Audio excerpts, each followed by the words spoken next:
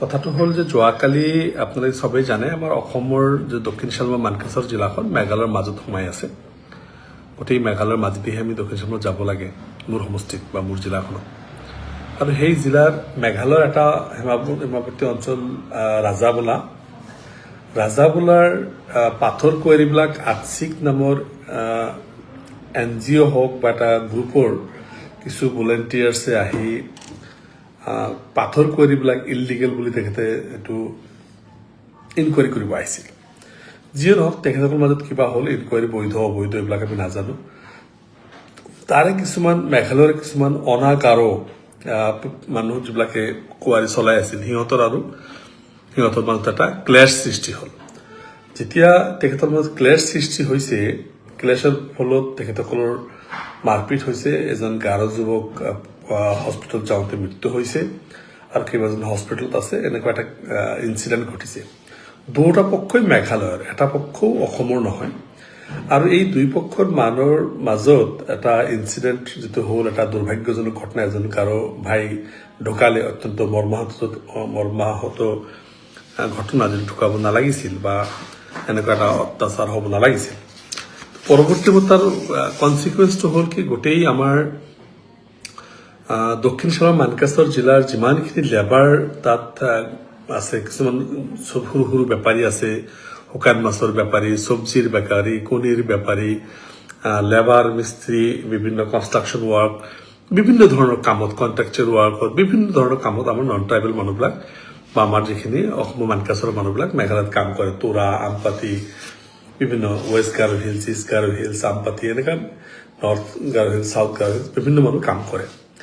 এতিয়া তাত এনেকুৱা এটা ইনচিডেণ্ট হৈছে, কালি ৰাতিৰ পৰা শ ফোন আহিছে, বিভিন্ন ফেমিলিৰ পৰা ফোন আহিছে, বিভিন্ন মহিলা মানুহে ফোন কৰিছে, বিভিন্ন পুৰুষ মানুহে ফোন কৰিছে, বিভিন্ন গাৰ্জিয়ানে ফোন কৰিছে। আমাৰ অমুক থানা আণ্ডত আছে, অমুক জেগাত কাম কৰি আছে, তেখেতৰ প্ৰাণৰ ভয়ত আছে, ক'ৰবাত থানাত গৈছে, ক'ৰবাত থানাত ৰেছপন্স ভালকে কৰা নাই, বিভিন্নভাৱে আমাক ব্যতিব্যস্ত কৰি আছিল।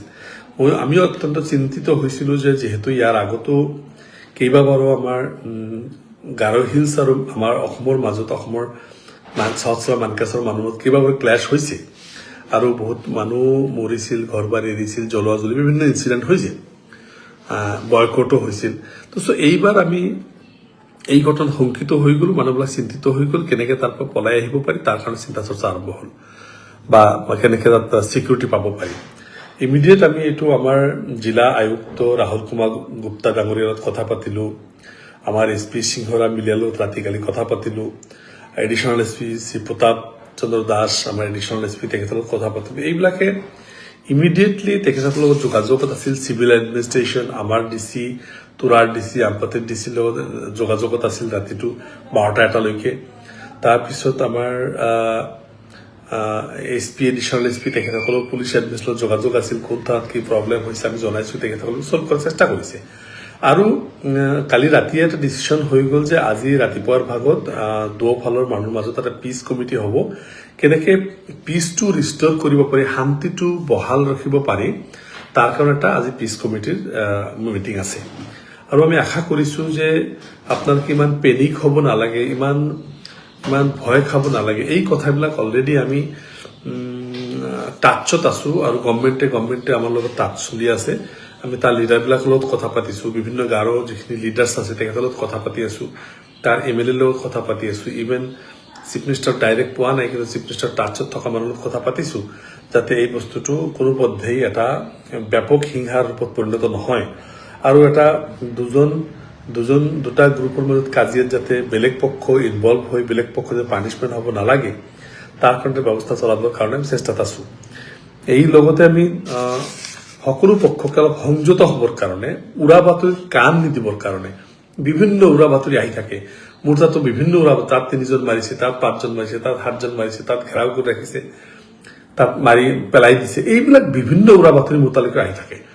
সেইকাৰণে এইবিলাক আমি কনফাৰ্ম কৰিলোঁ, এইবিলাক একো এনেকুৱা মেজৰ একো এতিয়ালৈকে অহা নাই। আৰু এটা কথা আমি ক'ব বিচাৰিম এইকাৰণে যে এই কথাবিলাক উৰা বাতৰিবিলাকত কাণ দিব নালাগে। আমাৰ পুলিচ প্ৰশাসন, আমাৰ চিভিল এডমিনিষ্ট্ৰেশ্যন, আমাৰ সাধাৰণ প্ৰশাসনৰ চব এলাৰ্ট আছে আৰু তেখেতসকলৰ জৰিয়তে আমি আমাৰ চেষ্টা কৰি আছোঁ। আৰু আমি বিধায়কে তাৰ যিখিনি পলিটিকেল লিডাৰ তেখেতসকলৰ লগত টাচত আছো, জিলা পৰিষদৰ লগত টাচত আছো, যাতে তেখেতসকলে ইমিডিয়েটলি এইটো এটা সলভ কৰাৰ ব্যৱস্থা কৰে।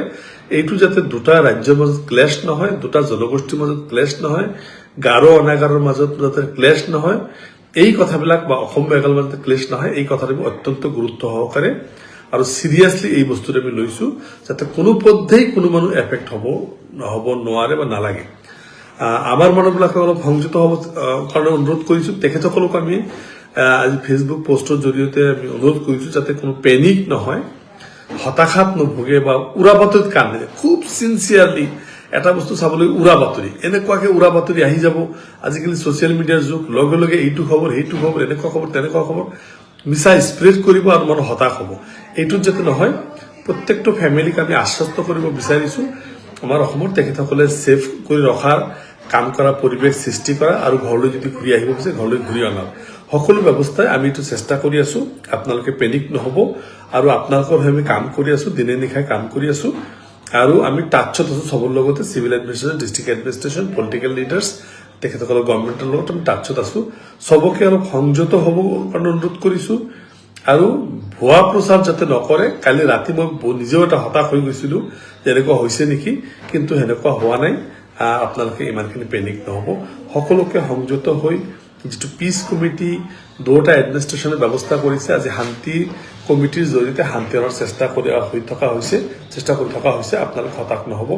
মই আৰু বেছি দীঘল নকওঁ, এইটোক লৈ আমি যথেষ্ট ব্যস্ত হৈ আছো। সকলোকে এটা মানে শান্তিৰ বাৰ্তা, সকলোকে সংযত হ'বৰ কাৰণে, সংযম হ'বৰ কাৰণে, সকলোকে ধৈৰ্য ধৰিবৰ কাৰণে, উইথ পেচেন্স ৰাখিবৰ কাৰণে আৰু ৰিয়েলিটিৰ প্ৰতি চৰকাৰক, প্ৰশাসনক সহযোগ কৰিবৰ কাৰণে অনুৰোধ জনাই, আবেদন জনাই মোৰ বক্তব্য বা মোৰ ক'বলগীয়াখিনি শেষ কৰিছো। ধন্যবাদ। যিকোনো খবৰৰ বাবে যোগাযোগ কৰক আমাৰ এই নম্বৰত 9181 307 2221।